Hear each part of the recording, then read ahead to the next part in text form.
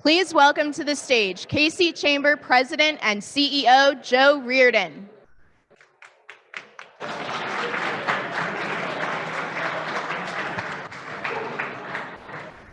Good morning, everyone.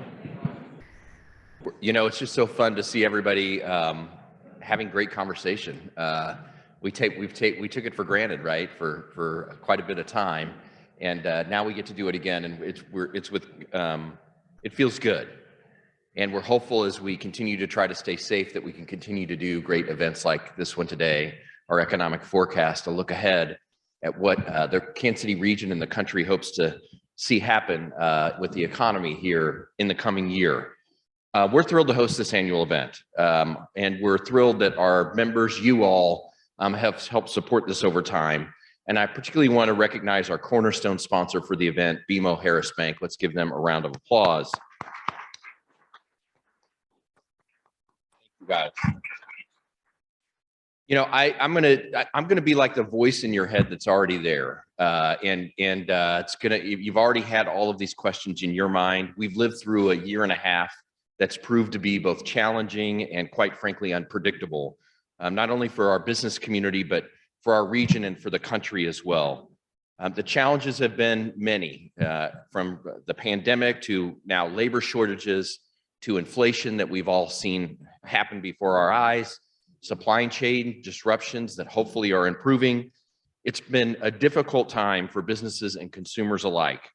And unfortunately, those issues we know continue to hamper our economic growth here in Kansas City and across the country. Workers in some ways have seemed to vanish in front of our eyes from the workforce, and bottlenecks in the supply chain continue to create disruptions of variety. I'm sure we've all experienced that in one way or another, either on the business side or the personal side. And there's a concern from the business community as well as from consumers around inflation, and that's very real, that concern is. But through these difficulties, I think what's going to be fun about today is that it does appear that there are signs of hope and promise for a robust and inclusive economic recovery. As Frank will touch on in a moment, jobs are to be found not only across the country, but also right here in Kansas City. We have seen a record amount of entrepreneurial activity in the past year in the form of new business applications, so exciting to hear. And in addition, despite an economic downturn that brought back fears of a new Great Depression, we've seen an economy rebound really quite like never before. And once again, the Kansas City region has proven to be a resilient economy in the midst of an economic downturn. So there's optimism to be had, but there's more progress that has to be made, and that's the fun thing about today, is to figure all of that out. How do we get workers, especially minority and women workers who've been sidelined from this downturn, back working? Can Kansas City capitalize on its central location to become a transportation and logistics hub for the country? It's always been our strength. It was fun to see the president here yesterday, not just visiting Kansas City, but talking about one of our core strengths and one of the benefits that we hope to see out of an infrastructure bill, which was fantastic. And we certainly have questions about what's going to happen with inflation going forward.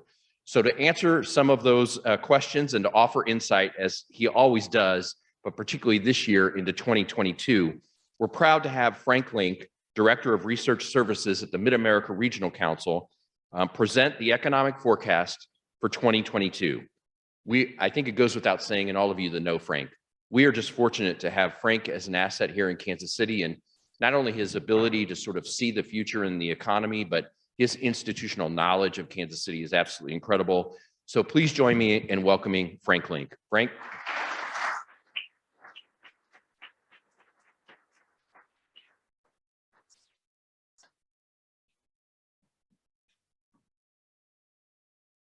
Thank you, everyone.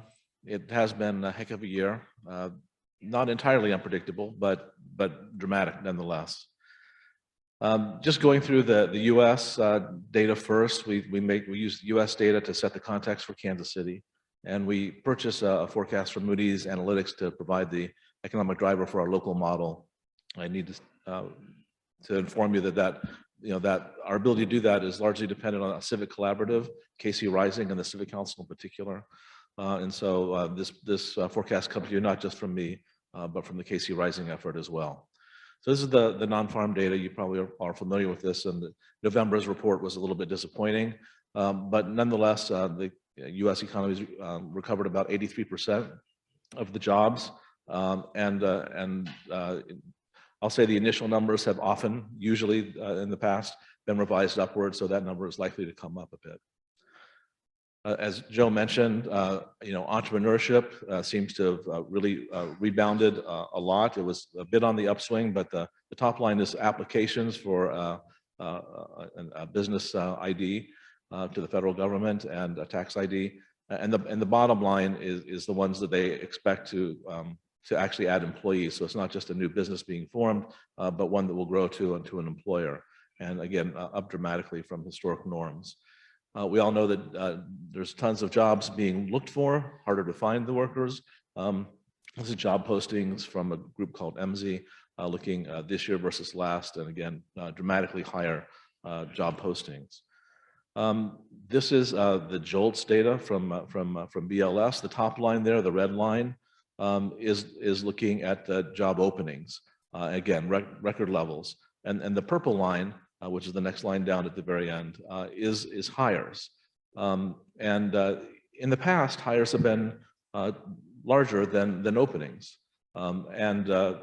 What's changed really back before the pandemic in the mid 2010s is that we started having labor shortages, systemic labor shortage, and that's largely the result of baby boomers retiring. And so we've had a labor shortage building for a very long time, and the pandemic has just made it a lot worse. But that difference between the openings and the hires creates incentive for folks to quit. I mean, there's lots of jobs out there, and that's the blue line at the very bottom, and the green line at the very bottom is showing you layoffs, which are well below pre-pandemic levels. Weekly uninsurance claims, I don't have them for today, but they're essentially back down to where they were pre-pandemic.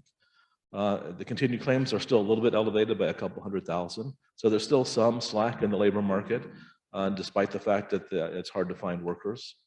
And this is showing you other measures of sort of labor force underutilization. Unemployment rate is just a little bit above the official unemployment, just a little bit above pre-pandemic levels. Same thing for the U6 rate, which includes discouraged workers and those who are working part-time but want to work full-time.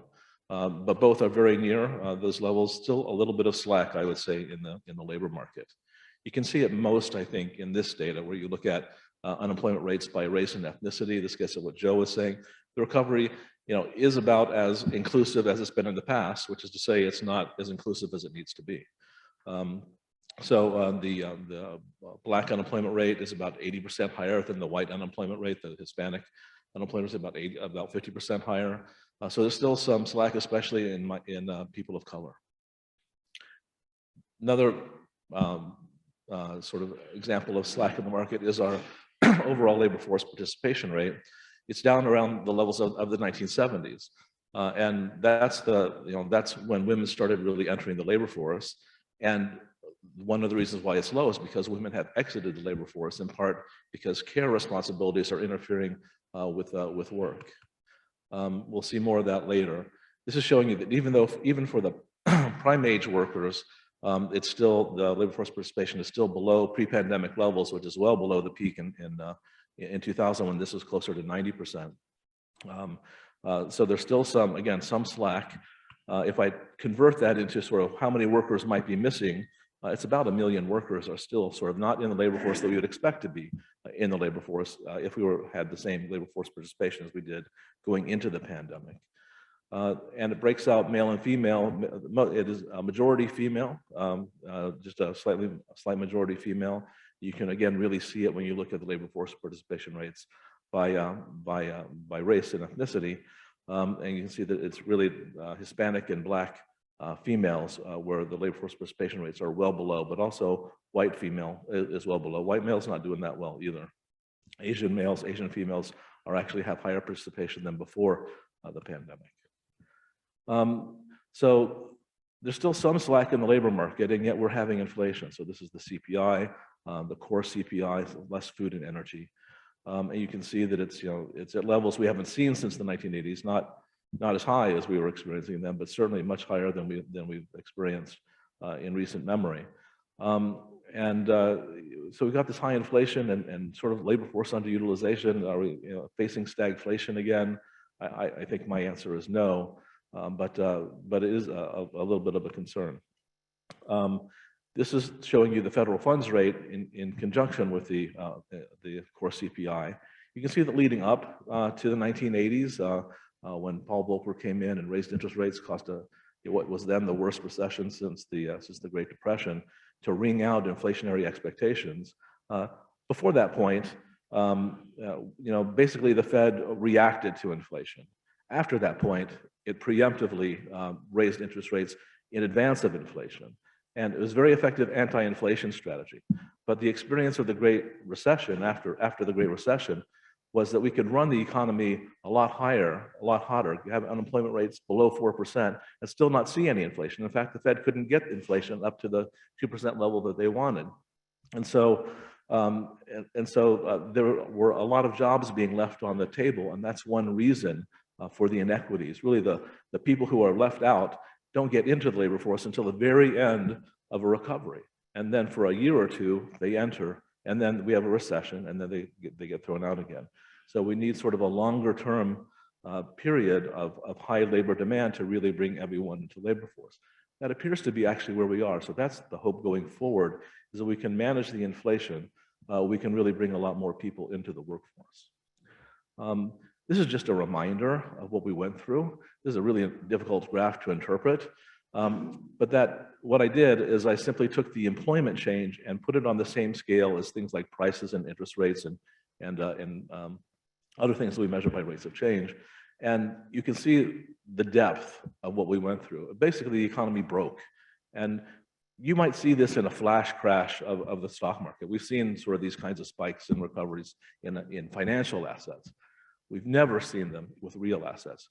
But these are real people. These are real things that got broken, and now we're trying to repair them. And it takes time to repair real structures a lot more than it does to repair sort of financial structures.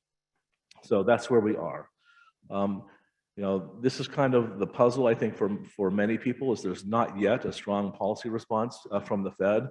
I'm guessing it's coming, but it will still be somewhat muted, I think, because we did learn that we could run the economy a bit hot. And it does seem there's lots of things related to supply chain disruptions that are influencing this that might sort of work themselves out over time. This is from Moody's. This is their dissection of what's causing inflation. And the green area is energy. So it's been gasoline prices and things related to that, natural gas. And those prices are actually coming down now. And so that will mitigate inflation to a certain extent moving forward. And then again, the speed of the recovery. I mean, we were fearful, and people had massive savings in part because of all the federal support. And then we got vaccines, and everyone wanted to spend their money all at once. And you just can't bring the real economy back at the same rate as incomes sort of came back, or spending came back. And so we're actually, producing and consuming more stuff than we did in 2019. But again, supply just hasn't been able to keep up with demand. And so you get rising prices. And rising prices really are a signal to produce more. I mean, rising prices mean times are good. People have money to spend. And so in some sense, it's sort of a high-class problem to have. I'd much rather have high inflation than high unemployment. It's harder to get rid of high unemployment than it is high inflation. So, but these bottlenecks are serious. They don't show a big sign in ameliorating yet, at least according to this set of data. But nonetheless, that's the expectation, is that they will. And so Moody's makes these forecasts, and we look at a range of scenarios. But these are the key assumptions: that the Delta wave is essentially behind us. There's no assumption about Omicron because it hadn't been discovered yet when these forecasts were made. The federal government will come through with a 1.75 trillion reconciliation package. We won't shut down the economy because of shut down the government or shut down the economy because we don't raise the debt ceiling. We expect consumer prices. They expect consumer prices to ease by spring and be about back where they inflation to be about where it has typically been by the end of the year. The Federal Reserve will begin, it has already begun to sort of taper its purchases. It will gradually maybe begin to raise interest rates. They're thinking here in late 2022, it could occur earlier, according to the latest testimony from Jay Powell. We'll have to see. And that the economy is basically going to be at full employment, and the longer term rates will also begin to rise as well, reaching sort of long-term norms by mid-decade. On the downside, things could get worse. Omicron could prove to be more serious than it might appear right now. Depends on how sick people get and whether the vaccines work. Supply chain issues are going to be a continuing concern. One of the biggest things we're concerned about is as the Fed begins to sort of pull back on its accommodation, and until it gets up to about a 2.5% Fed funds rate, it still considers its stance accommodative. The financial markets could overreact and tighten. Sort of on the upside, millennials are in their prime buying years, and that could sort of boost the housing market even more. And there still is a large savings cushion that can be spent. So even if there's not as much federal support, there's still a lot of money out there that can be spent. So this is the way it looks to us. I'm looking at a longer term time frame. So the green line there is the best case, or a hot growth scenario. The baseline is in blue. This is showing you that the economy actually fully recovered in terms of GDP by second quarter of this year. And so we're in the expansion phase of the economy beyond the recovery phase. If Omicron or some other disaster were to occur, then we could experience a double-dip recession, and it would take us a while then to recover to pre-pandemic levels. Looking at employment, again, sort of the same kind of thing. Employment takes longer to recover than GDP. We won't be in the expansion phase until sort of mid 2022, according to Moody's. In the worst case scenario, it actually takes to the middle of the decade. Unemployment rate projected to be at pre-pandemic levels by the end of next year.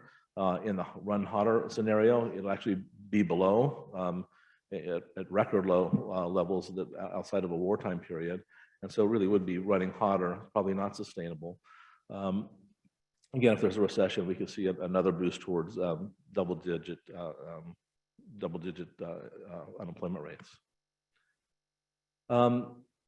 And so this is the sort of core inflation forecast, looking not at CPI, but the personal consumption expenditure deflator, which is the Fed's sort of preferred measure. And you can see that by first quarter, Moody's is projecting it will be about 3% inflation rate. And then by the end of the year, closer to 2%. And so this is an optimistic forecast maybe, but they expect it to occur, if not because things actually do work themselves out on the supply chain, then because the Fed will be more aggressive. So this is the range of inflation outcomes. Even in the sort of run hotter scenario, they don't see it much above 3% through next year. Again, and if it does run hot, then the Fed funds rate will raise more rapidly. It may also raise sooner than this. This still says it's going to not, they won't start till the end of the year. It could actually occur sooner. So we take all that data and we put it into our Kansas City model. First, looking at what's going on in Kansas City. I want to start with the data from KC Rising, looking at how we compare to what we consider our benchmark metros. And KC Rising is the area's civic collaborative, sort of supported by the Chamber and Mark and the Area Development Council and the Civic Council, looking at how we can grow the economy for everyone. And so we look at those two dimensions separately. So in growing the economy, we look at a couple of metrics. One is net migration. And we chose these benchmark metros because they were doing better than us, and we wanted to aspire. And so all of these will show us sort of at the bottom to begin with, but if we're doing things right, we'll move up the chain in terms of how much we're progressing. And net migration does show some movement up. Our net migration rate is still increasing, whereas other of our peers are seeing a decline. And this is sort of the state of the world pre-pandemic. This data lags. Looking at GDP per job, so our productivity, again, we're sort of near the bottom. We think we're highly productive and we work really hard, But the value of what we produced doesn't keep up as much with our peers, and so we're sort of near the bottom there. But again, we're moving up. We're accelerating a little bit faster than at least some of our peers. The story's not so good when we look at how inclusive we are. So we look first at self-sufficient households. So it's great to be productive, but does that actually flow through the households? Can they pay their bills? And that's what we're looking at. Given the size of your family, how many kids you got, how many earners you have in the household, how many are you able to pay the average cost of living for things like transportation and childcare, healthcare, food, and so on. And we're sort of in the middle of the pack here. But what's worrisome is that we are not accelerating at all relative to our peers. We're actually near the bottom in terms of how much that's improved over this period. Sort of similarly, similar story for looking at the wealth gap. We don't get good data on financial wealth. We can look at housing wealth. And so we're looking at the value of the assets owned by whites versus the value of the assets owned by blacks in this case, and dividing that by the number of households in each group. And basically, blacks have about a third, a little bit less than a third of the housing wealth that whites do, and we are headed in the wrong direction. It's getting worse over time. So we've got work to do on creating an inclusive economy, and that's all sort of pre-pandemic. In the pandemic, we're ahead, which in some senses made things worse. So we have work cut out for us to make sure that our growth is inclusive. Our growth has actually been a little bit better than the U.S. We think we've recovered about 90% of our jobs compared to 83% nationwide. And our unemployment rate is substantially lower than the U.S. at 3.6%, very close to the 3.3, 3.4 going into the recession. And our unemployment rate relative to those benchmark peers is ranked fourth. It's the fourth lowest. So again, doing well there. When we look at our job growth, though, it looks like it's sort of in the middle of the pack. KC is the sort of thicker black line in the middle. And it is in the middle sort of in absolute terms. But if you look at our rank, we're sort of in that third group. We're below the midpoint here in terms of how fast our overall employment levels are growing. We look at it by industry. A lot of the industries that were hardest hit rebounded strongly. I mean, when we went into this, I didn't think the arts and entertainment industry those jobs would be permanently lost. It doesn't look that way anymore. It looks like most of them will come back. So a lot of this is rebound, but there's also some net growth, especially in things like transportation and transportation. This is an important graph that most people are unaware of, because when we talk about growth all the time. But really, when you look at what is creating demand for workers, it's not just growth. It's all the people that leave the workforce, that's exits, or that transfer from one occupation to another. And so that is by far the greatest source of job change. So this is all the people quitting and so on, and finding a different job. And that churn is just going on all the time. Growth is just that little gray bar at the end. And so really, this is the times are good and the people are seeking additional employment. That's all the stuff besides the gray bar. And it's one reason why we have sort of labor shortages. There's just a lot of folks that are making changes. When we look at job postings here, it looks sort of similar to the nation. Our job postings are also much higher this year than they were last year. So sticking that all into our model, we find that our overall employment is, we think here, will be back to pre-pandemic levels next quarter, and first quarter 2021. So we are growing a little bit faster. With so substantial growth over the forecast period, and this is just such a different recession than the Great Recession, which took literally years. In 2 years, we'll be back to where we were. It took over 5 years for the Great Recession. And because we've been more resilient on the downturn, and we've sort of accelerated a little bit faster than the national average, we expect that to continue. We're going to grow about 1% faster over the projection period than the U.S. Look at the actual job losses from fourth quarter to fourth quarter. Now in 2020 was this very strange year. We had a couple of quarters or a quarter of really sharp decline and then start really sharp growth thereafter. And so by the end of the year, we were still down about 63,000 jobs. Most of those are going to come back this year. So we do bleed into 2022 before we get all the way back. And then we see much more modest job increases. The 20,000 in 2019, that's typical. 15 to 20,000 is a typical year for us. that the out years are only 9,000 or 10,000 or 7,000 is really concerning. Those are reflecting not just local trends, but national trends. The fact that the labor force is growing much slower because baby boomers are retiring, because immigration is at lower levels than it has been historically. We are going to be in a period where it's going to be hard to grow because we don't have enough workers. And of course, that makes making the most of the workers that we do have, making them more productive through training, getting more people into the workforce than we have right now. Those are the paramount strategies in order to increase growth or growth potential. Looking at it sort of on a fourth quarter, just sort of stepping through the years. Typically, I'd put this more on one chart so you can look at all the years simultaneously, but the scales are just so different from year to year because of the massive decline and then the massive rebound. I have to separate them. Healthcare, scientific, professional services, transportation, warehousing, accommodation, food, those are sort of our leading growth industries. There's the jobs added every year. And then the world turned upside down, so the graph turns upside down. And those many of those same industries were our leading decliners, although some, like transportation and warehousing and professional scientific, were more resilient and more towards the middle. Almost every sector got hurt. And then again, it sort of reverses again in 20 to 2021, where some of the same sectors that were hurt the most rebound, like accommodation and food. Again, professional technical seems to be leading the way. Arts and entertainment has rebounded. State and local governments, transportation and warehousing has been strong really pretty much throughout. And healthcare, which is down there sort of more towards the middle, just keeps chugging along. And so moving forward, we see healthcare sort of jump up to the top because of the demand from an older population. Accommodation food is also expected to continue to rebound. It will not get back to its pre-pandemic level until actually in 2022, later 2022. And then arts and entertainment, professional, technical, all do well.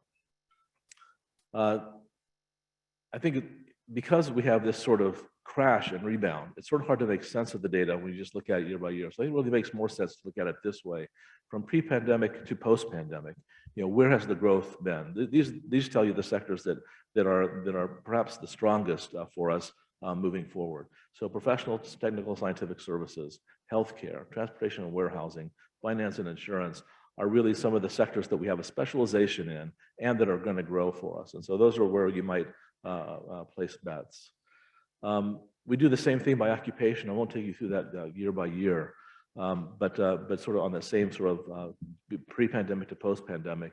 Transportation, material moving, that's everything from truck drivers to people in warehouses, business and financial operations, sales. It's not just retail sales is rebounding, but also sales of services.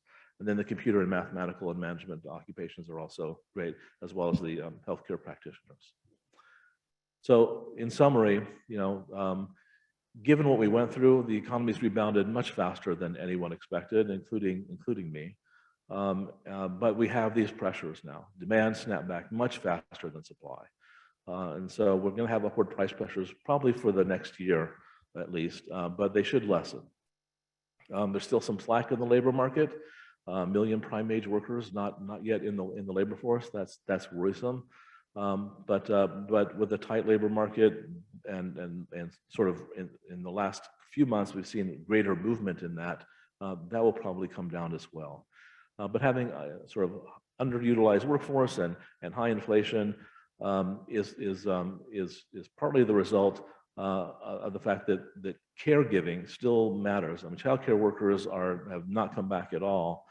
There's still a large difficulty, especially for women of color, to find the caregiving that will allow them to participate in the labor market. So that's something that we need to work on.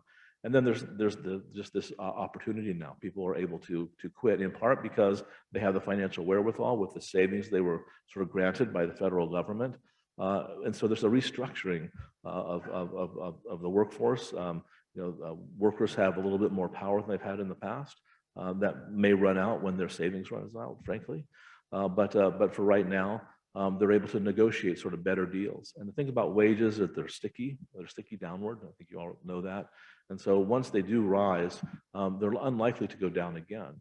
So this will be better for workers moving forward. In the long run, it's better for business too, if workers have money to spend. This is really sort of telling you that there's money being left on the table by not having everyone at work and not having workers with high enough wages to pay their bills. There's money being left on the table. But how do we create an economy that does that as a matter of course instead of through special processes? I think that's what we're still working on. With an aging population, limited immigration, we are going to be facing this kind of labor shortage for a very long time. So a high labor demand economy for a long time. That's good news for bringing folks into the workforce. But it's something, the kinds of education and training opportunities that really matter to business that don't take 4 years to get skilled up are things that we're going to have to work on and sort of fix moving forward. Tapping into that untapped potential that exists in every metropolitan area, but as here especially, is really going to be the key to future growth. Otherwise, we're going to be stuck with 5,000, 10,000 jobs a year instead of the closer to 20,000 jobs a year that we've had in the past. And so, again, figuring out those ways to provide the care needed so that people can join the workforce and also train them up so they can be more productive when they're in the workforce. Those are the key strategies that we need moving forward. Stop there. Thank you very much.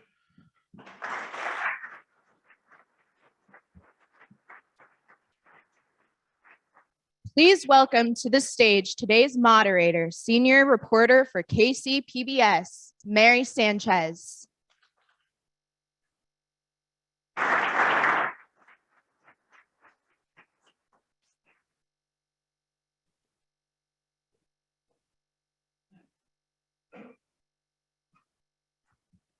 Thank you very much, and good morning to everyone. It's always great for reporters to hear Frank Lenk. He has been a friend and a source to many, many reporters for years and years. I mean, I don't want to admit how long ago our first conversation probably was, but it's just a great resource. And I'm sure that all this information we can probably pass on again later through the chamber. It's a lot to absorb. So what we want to move in next here is, just more of a conversation about it with some of the experts from our area of what they're hearing, what they're feeling from people. And then we'll also have some time for comments. If I was writing this, however, the comments that probably I would quote you on were the economy broke and it takes time to repair. So that's kind of what we're going to try and explore a little bit better. Let me quickly introduce who we have on our panel here. Angelique Nedved is Director of School Quality with SchoolSmartKC. And some of these, you may already know some of the people. Kuehl, who's Managing Director of Armada Corporate Intelligence. We have Mira Mdivani, who is a business immigration attorney. She runs Mdivani Corporate Immigration Law Firm. And then certainly, last on the end, but not last at all, is Niki DaSilva. She's Manager, Programs and Policy with the U.S. Chamber of Commerce Foundation. Okay. Let's start off by just talking about what is going on. I mean, how did we get here? And Frank did talk about it a little bit. I tend to preach demographics an awful lot, but can someone kind of just take on the question of why are we in this situation with this tight workforce? I can start with that a little bit because I work a lot with manufacturers and they've been complaining about this for 20 years. They have looked at their workforce and said, the guys aren't getting any younger. And even 2-3 years ago, the average age of an industrial welder was 60. The average age of an over-the-road truck driver, 60. The average age of a senior construction foreman, 60. So they knew this was coming, and they've been trying to deal with it for years. And the school systems have been trying to keep up too. They're trying to figure out how to train people for the jobs that are available. But as Frank alluded to, it's retirement. You hear an awful lot of discussion about nobody wants to work anymore and they're not going back to the jobs. That's not it. Boomers are finally retiring. At first, we resisted. We don't want to retire. We got bored and we stayed in our jobs. But now we're in our 70s and 80s and it's time. And we're leaving in droves. 10,000 boomers reach retirement age every day.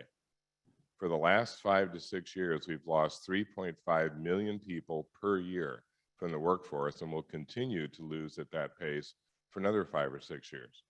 So the solution to the workforce problem is either change the child labor laws or start forcing boomers to come back to work and say, look, retirement was set at 65 back in the 20s because we were supposed to die at 66.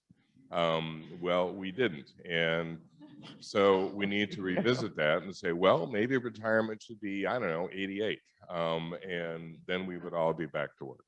So the other, that was great.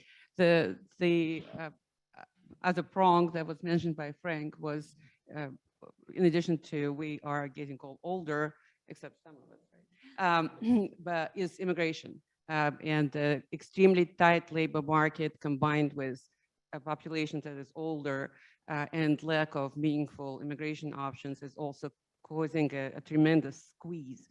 A couple of years ago, there was an article in the Economist magazine by a Japanese economist, and he was writing about how they have this problem in Japan where the population is very old and the new workers are not replenishing the retiring population, and how he was extremely jealous of the United States because we have immigrants. And it is a solution that was not available to Japan because its immigration laws are horrific. You can't immigrate at all to Japan pretty much compared to our immigration laws.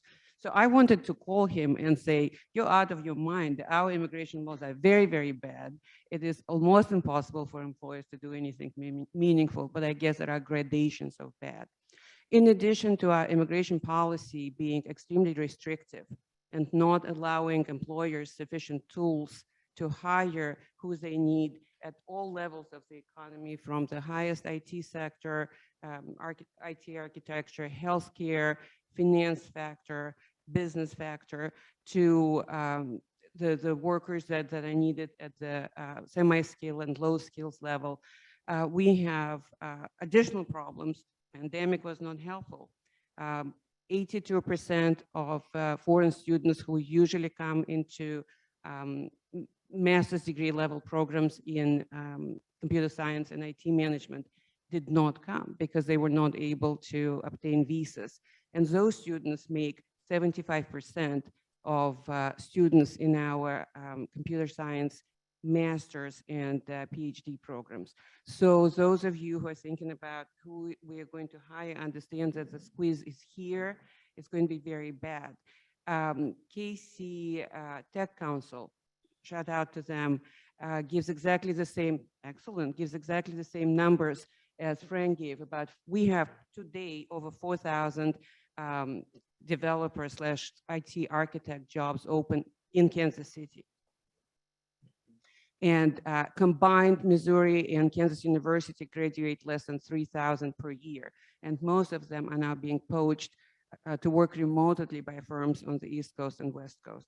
Tell me where they're going to come from. Yeah, that's probably what we're going to get into even further here. It's just, you know, one of the things too that people ask is with the pandemic, that so many people are working remotely, and are those people going to come back? You know, or are they going to go into perhaps a hybrid situation, even partial retirement? I mean, is that part of it? Are we kind of in this waiting mode of where is our workforce? Nikki, you were nodding. Do you want to kind of take on some of that? I'm laughing because I'm now remote. But I think it brings kind of the question to, will people go back to the workforce, or are we in a time where we knew this kind of automation and technological advance was going to happen, and it's been accelerated because of COVID, and now we have to adapt to what that means for how we're recruiting, how we're working within our businesses. So I think there's an opportunity for businesses to shift the way that they think, but there are some jobs that can't be done remotely. And so that's where I think we're seeing the biggest struggle, is not necessarily the businesses that can adapt, but those that cannot, based on the type of work that they're doing. So how do we encourage people to go back into those roles, or how do we train people in which their jobs no longer exist and but there are new roles available for them, kind of upskilling or reskilling into those roles and showing them that there's value in that. Okay, great. It's kind of interesting. I don't know if you've seen it, but there's an interesting, I don't know, chart statistic from the Castle company. They're the ones that install the swiping systems to get into buildings. Yeah. They have a thing called the Castle Back to Work Index. Only about 40% of us are now coming back to work on a regular basis. 60% still working remotely. So that's both a challenge and an opportunity. It allows people to work from wherever they want to work. So you have people in the Kansas City area that are working all over the country. Was talking to the Iowa Economic Development people a few weeks ago. They consider Des Moines a suburb of Chicago now. There are so many people working for Chicago companies out of Des Moines because they can get to Chicago a couple times a month if they need to, but other than that, they just work from their bedroom. And the industry that is most concerned about this are people that make pants because we don't wear them anymore. Yeah, sweats. Wow. See, that's fascinating to me. It's, well, and that gets into our, what industries are the ones that are suffering the most? I mean, within our family, my mother used to always say, can someone please be a plumber? And I've literally said that or a priest, and that didn't happen either. Welders was already mentioned. How are we doing in terms of what are the industries that we're really seeing hit the hardest? What is the larger impact of that? Because everything plays out further. And are we really seeing that? I think we are. Oh, I guess my mic's on now. I didn't think it was before. Especially in healthcare, professional services, and I think you saw that even for your community too. Business services, they're kind of the hardest hit for obvious reasons. But also, if you think about it, how many of you have been out to eat or going into a store and they have a sign on the door that says we have limited hours or we'll be closed on these days because we're short-staffed? I think our retail industries, our hospitality industries are also seeing a huge disconnect between the number of employees that they had available to them before and where they are now. And so the impact on business is huge. When businesses don't have the workers that they need, they have to take fewer jobs. If we're thinking about projects, take on fewer projects. They're not able to kind of meet the demands of their clients. If you think about in construction, you're seeing that too. How many houses or building projects are being put on hold because they can't get the parts in, not because the parts don't exist, but because there aren't people there to make the products or transport the products. And so we're seeing this kind of a ripple effect throughout all different industries. Absolutely. What are some of the solutions? I mean, what if we were talking about education-wise even? Some of the things that absolutely, we were talking a little bit earlier before about some innovative ideas. What are you seeing and hearing that gives you hope, and what kind of makes you think we're going to be stuck here for a while? I think one of the things that gives us hope are the intentional connectivity and partnerships between business and our high schools. And right now, the Kansas City area has an initiative out there called Real World Learning. And it gives our students an opportunity to see themselves in a position. That phrase, you can't be what you can't see. Our students want relevancy. When we think about algebra and isolation in a class, that can be boring and tough and potentially shut students down. But when algebra is applied into a position that I potentially can see myself in, or that I might be able to walk in those shoes for a while, now we have some relevancy. And there's a direct correlation between relevancy and students attending, so a higher attendance rate, which leads to graduation. And those partnerships are continuing to expand. We've got a lot of superintendents on board now, and seeing that connectivity to our business partners, I think, is where we can see some real movement in this, but it's helping our PK through 12 system understand that moving out of those silos of classes needs to be more relevant. We don't move through the day now as adults where we do English from 8 to 9, and then we do math from 9 to 10, and then we do something else from 10 to 11. It's fluid throughout the day. So how can we start to mirror that in a better and more intentional way so our students see themselves at that next level? there's both an opportunity and a challenge developing because of all the pandemic. We are expecting $1 trillion worth of onshoring and reshoring to take place in the coming year. A poll was taken of people who are doing business overseas. 69% are now likely, very likely, or extremely likely to reshore. When I've been talking to manufacturing groups saying, hey, is this true? Are you actually thinking about this? I said, thinking about it, we've started it. We're now starting to source back in the US again. We're tired of the supply chain wrinkles, et cetera. The one concern, workforce. We'd be more than happy to come back to the US, but we can't find workers. We're going to have to rely on technology anyway, but we also need people who can deal with that technology. So we're sitting on an opportunity to regain an awful lot of the manufacturing and development that we lost over the last 20, 30 years, but we have to be able to meet the demand that these companies are now presenting. They also look at the transportation issue, and we're making a lot of progress on that. It was alluded to when Frank was talking about our role as a transportation hub. Two largest rail sectors in the United States are Chicago and Kansas City. And with Canadian Pacific buying Kansas City Southern, that creates a true north-south railroad.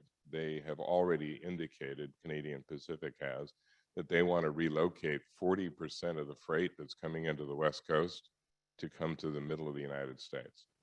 That could be somewhere between 800,000 and 1.5 million containers additional a week. That changes things dramatically if we have the people. So many of our clients are experiencing extreme labor shortages. They are willing to hire anything and anyone that moves. Forget GED, forget tests for drugs, forget anything, just come and work at my manufacturing facility. My daily phone calls consist of several where I dread them because this will be a hospital, for example, a rural hospital that says, we need 5 nurses today. We needed them 5 months ago. Or a hospital in a larger city like Kansas City that says, we have 100 open positions for nurses.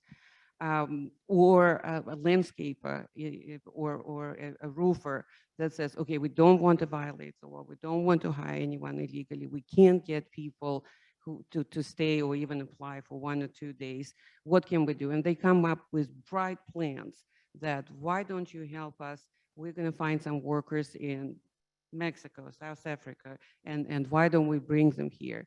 Well, the reality of this is our laws make it very difficult, almost impossible to do it so.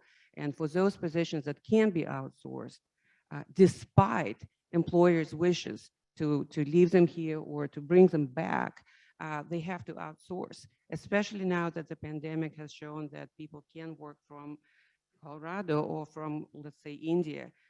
Desperate employers will continue to outsource against their wishes. The Chamber of Commerce at the national level has sued the Department of Homeland Security for unavailability of, for example, H-1B visas, or for taking over a year for work permits for folks with master's degree in computer science and so on. And while we are getting some victories at that level, decisions by judges are hollow, because implementing those is what is impossible under current immigration law and policy, and also attitudes. I think we are digging our own grave, not understanding how deep the labor shortages are, and pretending that somehow they will be filled by workers who are going to be dragged back from retirement, or I don't know from where. We need to be thinking about what to do on the immigration front here as well. Yeah, and that's definitely a messaging thing that, I will say that the chamber has been very good here about the welcoming initiatives of how Kansas City is. I mean, frankly, my father was an immigrant. And I think, if I could go back and ask her, I never met my grandmother. She brought him here from Mexico City. But there was a reason that wasn't just family that they ended up staying here at that time. And this building, frankly, she worked in a packing house. So, how do we build that? How do we build the full supportive systems? And some of it at that level of migration, of families that, like my grandmother never really learned English. That was a problem for my father's schooling, frankly. big time. So how, how are we addressing that even within our education systems so that, my father ended up becoming a chef of one of the best restaurants in Kansas City. It was on the Country Club Plaza, Putch's 210. Yeah, he could have easily slipped. What's going on now in our school systems to kind of help we can't lose that potential talent and workers? Is that something that you're looking at right now? Go ahead. Continuing that thread on the real world learning, taking a look at our partnerships with business and industry and identifying the competencies and the skills that are needed. That's an ongoing conversation that needs to continue and to strengthen and to be maximized so we can become more relevant at that high school level and prepare our students for what comes after high school, and to think that it doesn't have to be a 4-year university. That doesn't have to be the pathway. It can be right into a career or a position. And we're looking at opportunities for students to come out of high school with what we call market value assets. And those are assets that were determined with business industry partners at the table. For example, a student can start as a junior into some classes that are pre-phlebotomy. By the time they graduate from high school, they can be hired by Children's Mercy and make $18 an hour as a phlebotomist in a lab. That's more exciting than some of their other options or opportunities that they may have heard of and that they may see themselves in. But we have to start early, and those partnerships have to be strengthened. And we have to educate our own kids and our neighbors' kids and everybody else, because they don't understand. 25% of Americans are kinetic learners. They learn with their hands.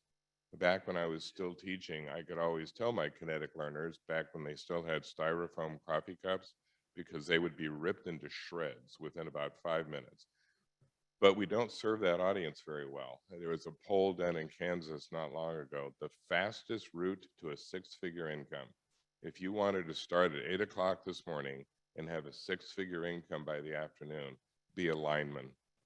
Starting salary, $102,000, and there's a bonus. You got to be prepared to climb a pole in January in Kansas, but that's the thing. We have kids like, well, I want to make a good living. I need to work in a cloth-covered cube. No, you don't. There's an awful lot of jobs out there that are, as you point out, real world, immediate start, fits the way you learn, fits the way you like to work. The manufacturers, construction, transportation, all of these sectors are screaming for people who can do those jobs. Yeah. I've loved everything everyone has said, and I wanted to go back to your point about the kind of partnerships between business and education. So if you were in manufacturing and you put a sign on your door that said, I need 5 tons of steel by tomorrow, is it just going to show up at your door? Probably not, right? And we kind of do that same thing with open positions, right? We say we need these people and this job. Here's a job description that I've copy and pasted from 5 years ago. Maybe everything on it's relevant, maybe it's not. And we expect that people are going to understand what the job is and be able to fulfill that when they come in the door. That's not the reality. This is really, from our perspective, it's a business problem, and business needs to take leadership in communicating and being better partners to education and training providers so that they can align both the experiences that people are having in the classroom, but also once they get into the job, into career advancement, into upskilling, all of those components of it. And what we call that is a talent supply chain.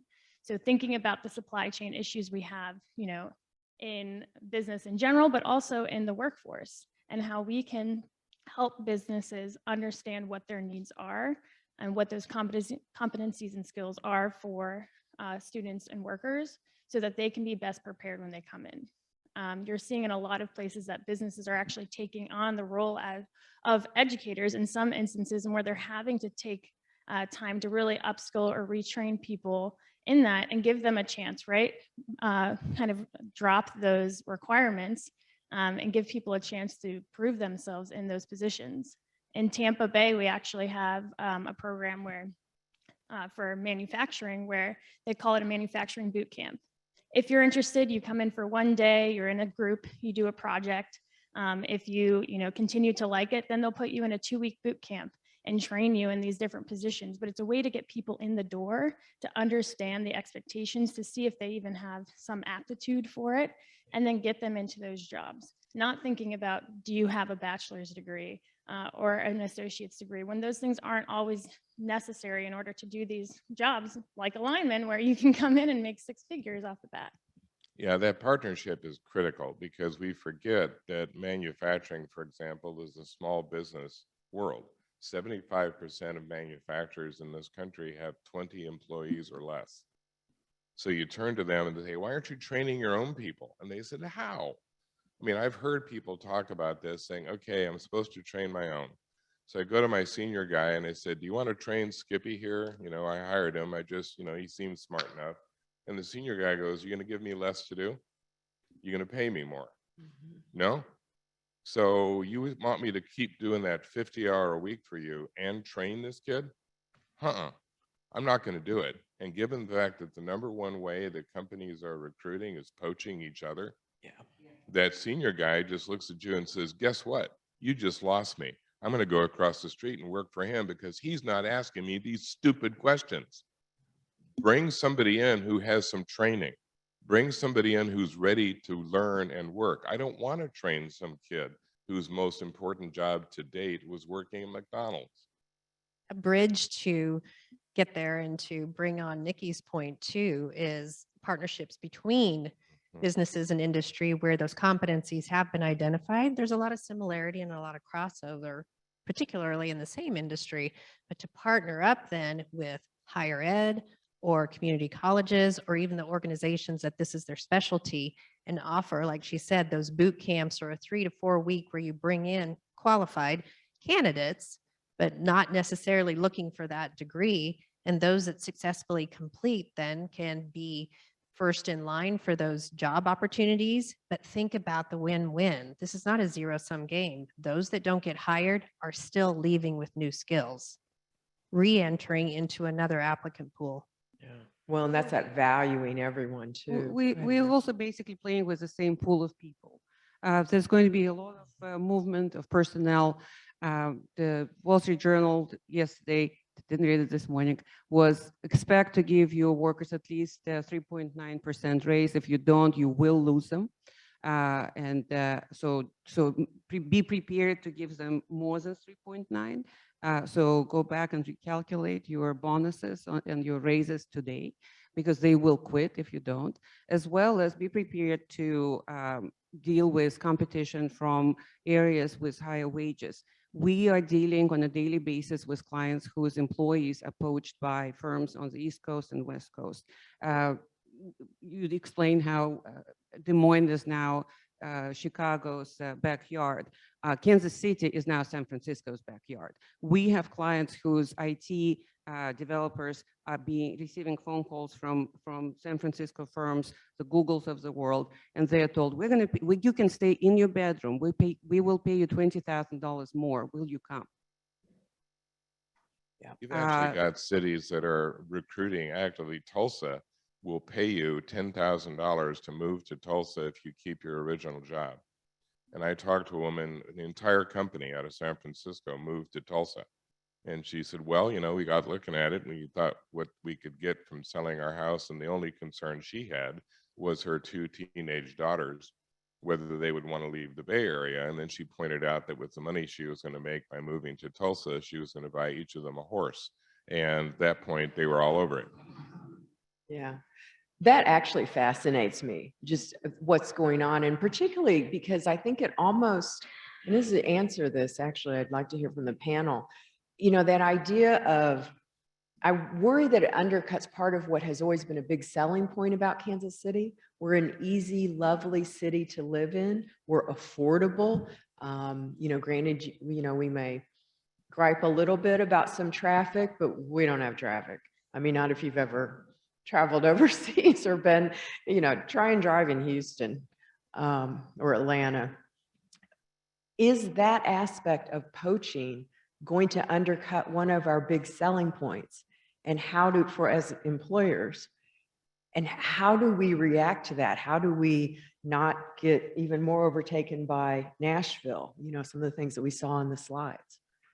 Not if we don't match the salaries and benefits that are offered by firms on the East and West Coast. So what I've seen some of our clients do is they implemented same salaries everywhere. And that then allows them to keep the employees in the Midwest who prefers a lifestyle where they don't have to fight in traffic for 2 hours in the morning. But, and they feel great that they're being paid the same as their peers in Los Angeles or in New York. They feel then there's a benefit to staying in Kansas City and not braving the world of big cities on the coast. That's pretty much what we're seeing works. But I don't think employers have adjusted to that. Our clients are shocked when their workers quit because they have brought them here, they've educated them here, they made them part of the teams, they've given them a beautiful Kansas City, and they're absolutely shocked for lack of loyalty. But great poaching wars are on. We need to be ready for them. When you look at the manufacturers, they want a welcoming atmosphere, and that's rare. Many communities don't want manufacturers. They're noisy and there's traffic and there's all these issues. And sometimes manufacturing facilities smell funny and all this junk. But whenever I talk to manufacturers, they look and they say, 80% of the places we look at to move to don't want us. And they won't change the zoning and they won't give us access to transportation and they don't do this and they don't do that. A city has control over that and says, look, if you want these companies to come here, particularly if they're moving back from overseas, you have to pretend that you're glad they've come and not have the NIMBY situation. It's like, oh, we want manufacturing, but nowhere near my neighborhood. I mean, oh no, and the manufacturer says, fine, so we'll go someplace that wants us. Right now, that's Texas, Oklahoma, and Arizona. They are the fastest growing manufacturing states in the United States. And the attitude is, you're bringing jobs and money and taxes, come on down. If it's noisy, well, get earplugs. Wow, that's a great illustrative point. How about when you talk about not leaving anyone on the table, because the people who might be hired into those positions, what does come out to me from some of Frank's presentation is that discrepancy with Latino, African-American, people of color in general, perhaps lower socioeconomic.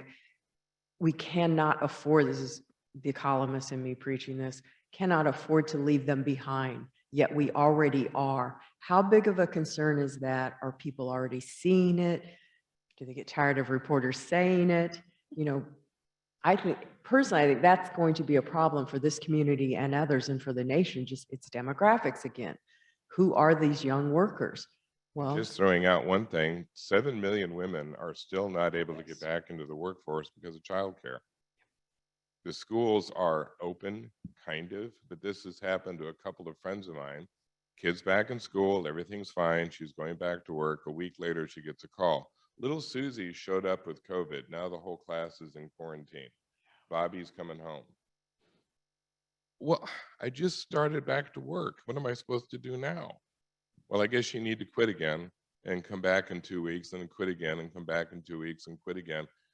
Pretty soon an employer goes, I love you, but no, not going to do it. We're not addressing that issue. That's a huge population that has been essentially excluded from the workforce, and you could see it in Frank's numbers. Black and Hispanic females. Those are the ones who are getting clobbered by that lack of childcare. And so we've got solvable problems, but we have to be willing to solve them. absolutely. Just a side note, the fathers should be also called, right? Yeah. Mhm. It's overwhelmingly women, but Where are the increasingly fathers? men now too. Yeah. Some of it, that even came up yesterday, I know, in past conversations I've had with Robbie McKinnon over at BUS, KC, the Area Transportation Authority. He was just adamant with the zero fare, that was one of the most positive things we did. And I do hear it from people who depend on that for transportation. But the scheduling is so tight at some of their jobs because of the profit loss margins that they'll take a bus, get to the workplace, and then be told you're being sent home because we don't have enough customers coming into the door.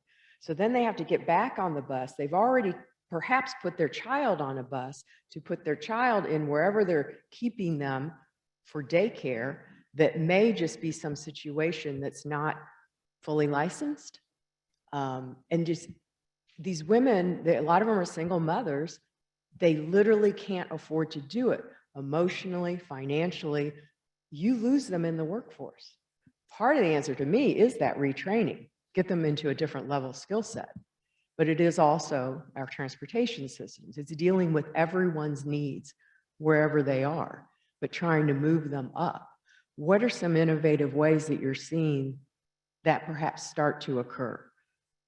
Yeah, so we released a report at the beginning of last year called, essentially it was about opportunity populations or opportunity talent, and how businesses are really looking at ways in which they can tap into that. So I loved in the economic forecast, we use that kind of untapped potential or untapped talent, because that's truly what it is. And I think we are seeing that exacerbated by COVID for particular populations. But there are ways, and employers are recognizing the fact that they have to address this, and they have to look at a wider talent pool than they typically would. So that includes prison programs. That includes working with community organizations that help with hiring or wraparound services, and looking at, are there ways in which we can support our workers when they come into the workforce, so that we're not just focusing on the hiring aspect, but the retention aspect of those people in those jobs. What do they need? Is it transportation? Is it childcare? Is it, therapy or, health services that are something that might keep them from being able to come back and be a productive member of that organization, and taking those on as a part of it. And I just want to get to the point, because I'm also from Indiana, so I understand the rural part, the small businesses. When we're working with businesses, a lot of times we're doing it in a collaborative aspect. So it's not just one business is taking this on as their problem, but a group of businesses that are seeing the same pain points, the same challenges, are coming together. They're utilizing their resources together to address that problem in a way. So it's not just one person having to take it on, but saying, look, we're all experiencing the same challenge. Let's work together to address it. Let's build partnerships with our education and training providers. Let's build partnerships with our community organizations, so that we can have a full wraparound support for those people. What's an industry that's doing that? What's the example? Yeah, I have a lot, but I'll just do a couple. So sure. In Kentucky, actually, they have a program through some of their prisons in the state with thoroughbred farms. So as you can imagine, in Kentucky, equine is a huge industry for them. And so they work on training people while they're finishing out their sentences in how to be thoroughbred horse trainers or caretakers or whatever it might be. And they have the opportunity to then be interviewed by businesses across the state nearing their release. And then they have a job as soon as they get out. But it's not just that. Then the program also helps them with all sorts of reentry components, right? So we're not just saying, hey, you have a job, figure out your life. You haven't been, in society for 5-10 years, whatever it might be. But here are all the things that are going to help you be successful and reentering into the workforce and into life, really. We're also seeing that in California with Kaiser. They brought together all of their subcontractors for their construction projects and said, look, we need more workers. We need more construction workers. And our current workforce is not representative of the fact that over half of the population is Black, but more than half of African-American males are not graduating with more than a high school degree. Yet we have these jobs that would pay really well, like a lineman would, and they're not qualified for them. So how are we addressing that? And how are we making sure that we're not leaving people behind in that same way? And closer to home, in Great Bend, Kansas, Fuller Industries, remember Fuller Brush? They're still around. They hire from Ellsworth, the prisons system up the road in Ellsworth, and they've got a program for people with different abilities. You go to their plant, there are people in wheelchairs, there are people who are in one way or the other disabled to a degree, but are perfectly capable of working in that organization, and they're thriving. And this organization is growing leaps and bounds. And the guy just made the commitment. He says, look, we're in the middle of rural Kansas. We're going to be recruiting from where we can. And now there's 5 or 6 other manufacturers moving into that same Great Bend area saying, oh, hey, you've shown this can really work. And Great Bend is now the 7th largest manufacturing center in the state of Kansas. This may be an opportunity too to start to poke at what we consider the status quo. Does it have to be a 5-day work week?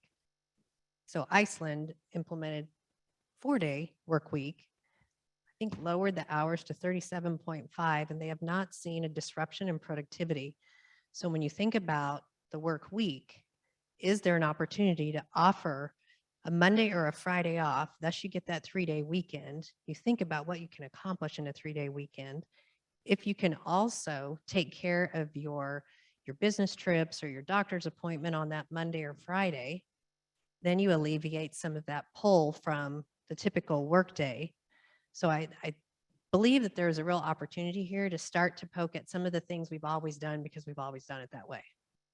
Yeah, that's part of a Midwest thing too, though. I mean, I think one of the strengths of we're stable, we're solid, but does that also make us too Comfortable. comfortable? It's not a comfortable time, though. I mean, one of the things we want to look at is Let's not waste this crisis.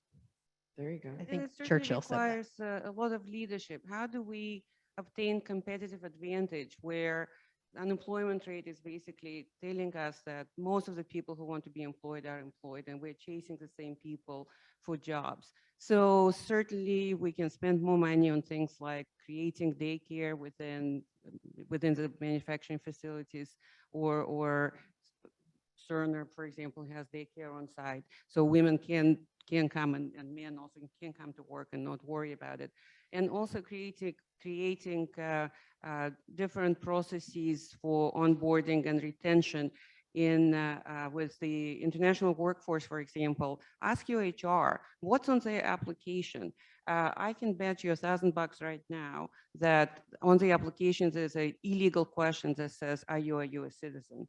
And I can also bet you another $1,000 that most of the HR folks for most of the employers in Kansas City don't know how to do an H-1B or a green card for a worker, and put on their applications, if you need an H-1B or a green card, don't apply here. So with our clients, we work on changing that and training the HR and training the legal so that it makes no difference to the employer whether the worker is a US worker or a foreign graduate, for example, and they seamlessly just find somebody who is qualified, and then they're able to win the poaching wars, because the issue is no longer the lack of skills for onboarding and retention. The other thing, a lot of employers don't understand, if they have international personnel, if you're not working towards retention, getting their green cards, somebody else is offering them and you will lose them. So be ready to change your practices, be ready to train your people. So it's business as usual and not unusual, because the pool of workers available is shrinking for the areas in which there's going to be squeeze: healthcare, business services, IT at the higher level. So be ready and have that competitive advantage thought through and ready now, not after you lose them. Education, I'll put in that category too. Yeah, I mean, the good news out of Frank's presentation was that a lot of the pressure is not from growth. We're seeing growth, but that's not why we're running into labor issues. It's the fact that people are exiting the workforce. So the good news is we're growing, and we're growing fast, and we're going to continue to grow next year. The bad news is the issue is not growth, it's the fact that people are leaving the workforce. So we either have to find people to come into the workforce to replace those, or everybody in this room is going to have to get used to the fact that we're going to be working at age 100. And so just suck it up. That's the way it is. I say, please say no. Although I have one brother who I think swears he is going to live to be 100, and I think Paul might do it. Yeah, I have a guy I met out in Western Kansas who's 96 years old and is working on his 10-year plan. Yeah. You know, and it's like, I have a nearly 94-year-old aunt in Lawrence that is going to give it a run too. We're starting to get some questions from online, and we certainly want to take the questions from the audience, because I know giving you an awful lot of information, but we kind of want to hear the tone of what you're hearing and what you're questioning. We'll start with this one though. What is keeping businesses from engaging with the K-12 education system to develop that pipeline? I guess the silos I know are there. Go ahead. What is it? Whoever wanted to take. Is it- Angelique? I was just opening my ears because I wanted to hear.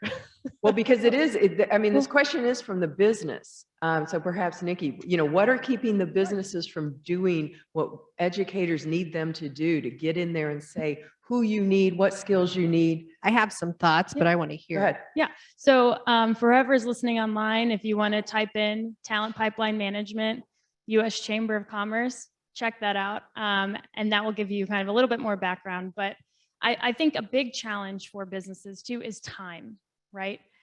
So many of our businesses right now are still putting out fires. They're in triage mode and have been operating like this since March of 2020. So there are a lot of businesses that just aren't even in a place where they can think about the things that they know are problems and how they might address them. For those that can, talent pipeline management hopefully would be helpful to them. It is a strategy kind of based on traditional supply chain management that helps employers understand kind of what their biggest challenges are based on their data in collaboration with their industry partners, so that they can build a common language that they can communicate better to education training partners and actually build what we call those talent supply chains together. So understanding that there is a shared responsibility between business and education to align the skills and competencies that are needed from the start, so that when they come into the workforce, they're ready to go. And being able to then respond when you do have disruptions to your supply chain from a people standpoint. Yeah, I would just reiterate that it's time. Most of the companies that I work with, these associations, they're small, and the executives are chief cook and bottle washer, and they're already up to their eyebrows. And then someone says, well, I want you to go to some more meetings and talk to people and interact and, have contact with this person and talk to that person. They're like, really? When exactly? I've got like this half hour where, I'm trying to eat breakfast and shower at the same time. I guess I can work a meeting in there. They need to be helped at a really basic level. And I think the institutions are getting better at it, but they really have to be led. They have to be shown just step by step how this is going to work and how much time it's going to take. True. It will take some prioritization, and a bit of what I hear from industry is it feels like we're babysitting kids. So you're going to bring these young adults into our workspace. They don't know what they're doing. Somebody's going to have to be assigned to them. Back to your point, where do I find the time to do that? So some prioritization, some real purposeful strategic models and exemplars are out there. And that might be the point about your URL. But we can do it. And again, if our students don't see what they can potentially be, that's your early pipeline. You may have a job applicant right there that you are shepherding into the space. So think of it as a win-win, not a zero-sum game, that you're wasting time bringing these young adults in, but you're really helping the students thrive in a space that they may see themselves as a future employee. Absolutely. I just want to make one point on that. When you do that at an earlier age, that loyalty piece that we were talking about, that's how you build loyalty. Because what they're going to see is this employer gave me a chance when I was in high school or in my program or without any experience. And that's how you're going to build that into your workforce, right? I'm not saying that's going to be the only thing, but it definitely helps. And high schools are doing a better job. I think that the onus is on them too. They're doing a better job of finding staffing to support our students, to prepare them for going into these internships. How do you act in this environment, and how do we prepare ourselves to get there? So they are utilizing some of their staffing as well to be that partnership. But then I would encourage business on their side to identify an individual or two who can be that partner and that conduit. Well, and this gets into just the whole workplace culture shift, that we really have to shift as a whole nation, all of our workplace cultures of how we view what we do, our role in getting us out of this, frankly, and moving the whole nation forward. I think that's critical. And we've touched on some of the issues of just human nature, you know, what builds loyalty, what builds a sense of work ethic is what, you know, my Depression era parents would talk about. What are some other questions though from the audience? You had another one, Ted? This information has really been insightful and I appreciate it, but just some thoughts that I had, excuse me, from what's being said is it seems as though employers are shooting themselves in the foot, especially when you've got an situation where you've got an employer laying off 800 to 900 people and then not having any real consequences. And so what you've done is you've screwed up the loyalty between the employer and the employee. There's no stability. Yet and still you go out and say, well, we can't find workers when you're not giving these folks that opportunity. Secondly, that does kind of go against the labor market and the fact that you've created your own tight labor market by laying those folks off. I think the third part of that, of my question is, as it relates to healthcare, I think employers and HR need to reevaluate their questioning. It used to be a situation that employees would ask, what's my pay and what's my healthcare? Now it's, what's my healthcare and what are my benefits? And so in order to be able to create that labor market, we need to understand what the next generations of employees coming in, what they consider and find important to them. I never thought that anybody would care about pet insurance, but it's very important. So it needs to be a reevaluation of what are the things that the employees are really interested in looking at. And then as it relates to diversity and inclusion, I think that too needs to be understood. People don't necessarily understand what those two terms are. They think that they're synonymous with one another, but they have great meanings and are different from each other. And I think that if those things are then incorporated in HR, that they can explain to their employees what these things are, it will allow a greater number of people to come into the workplace. So again, I go back to my original point that loyalty is a two-way street. In order to get employees to want to work, they got to know that the employer cares.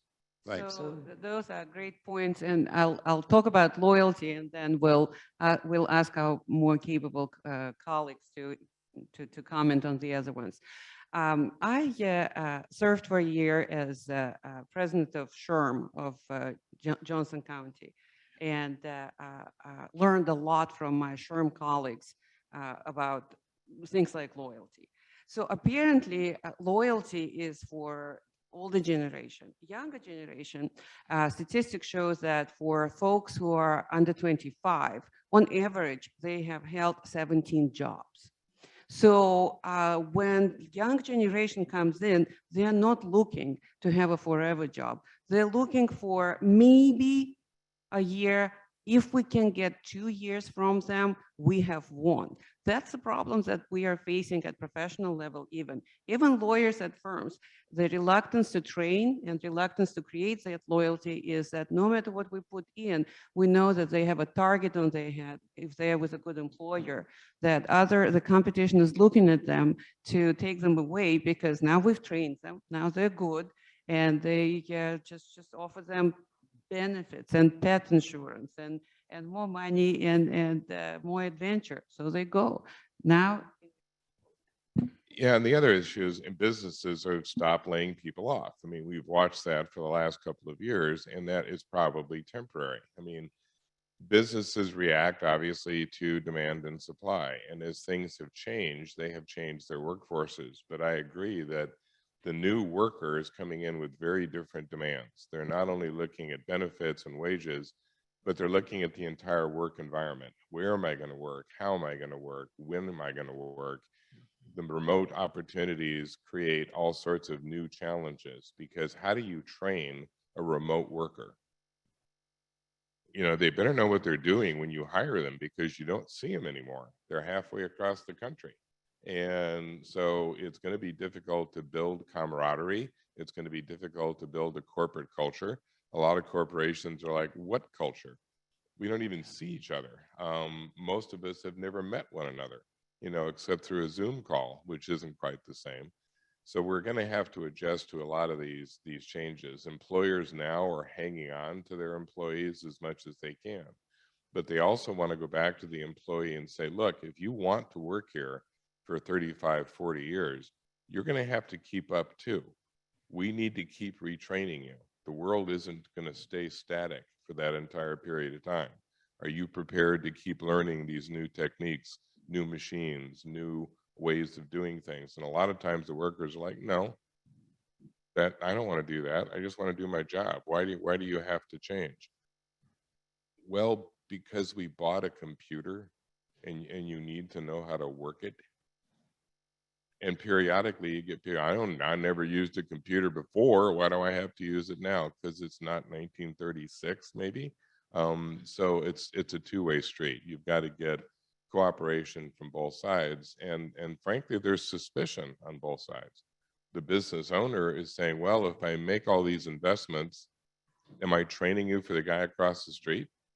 Or am I training you for me? Absolutely. Do we have another question? Someone? Anyone else? Go ahead. Yeah. So on immigration, are we seeing businesses start to push lobby to fill these communities? Is there still hesitancy? Yeah, sure. So immigration question, are we seeing businesses lobby? Are we seeing businesses fight for immigration? I know security is always where people lean, but clearly we have a labor issue. Can you just speak to that a little bit in terms of what you're seeing and Sure. if there's any movement there? So businesses have realized that immigration is a business issue. And for years now, especially in the IT industry, in the information industry, in the healthcare industry, that realization has been strong. And there's been a lot of effort going to Congress, lobbying Congress. You would see CEOs of Google and